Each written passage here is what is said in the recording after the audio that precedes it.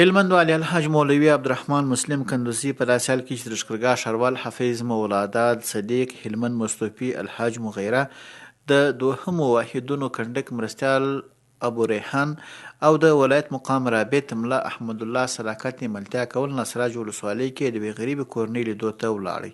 د هلمند ولایت مقام ویان مولوي محمد قاسم ریاض وایي هلمند والي او ورسره نور مسؤلینو د دې کورنۍ حال د نږدې ولیدی او له هغوی سره نغدي او د خوراکي توکو مرسته وکړه.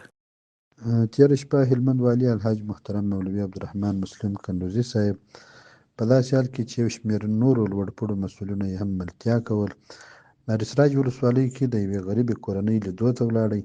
د دې کورنۍ حال یې له نږدې ولیدی او له هغوی سره یې نغدي او د خوراکي توکو مرسته وکړه. همداراز ټاغلي حاجي والي صاحب د یو شمېر چک پواینټونو له مجاهدینو او لښکرګاه ښار کې د ښاروالۍ د تنظیف چارو کارمندانو سره له نږدې وکتل، د هغوی د خدماتو ستاینه یې وکړه او له هغوی سره یې نغدي مرسته وکړه.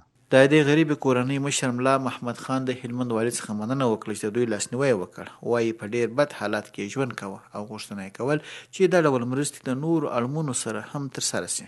دا ډېرې ګټورې په وجه کې بیخي ډېره زه بیخي ستړی وم او دا رقم ستړی یم چې بیخي ولات یې د ماښام پر دې قدرت سره مې د ښار د خدای تعالی خیر ورکړي.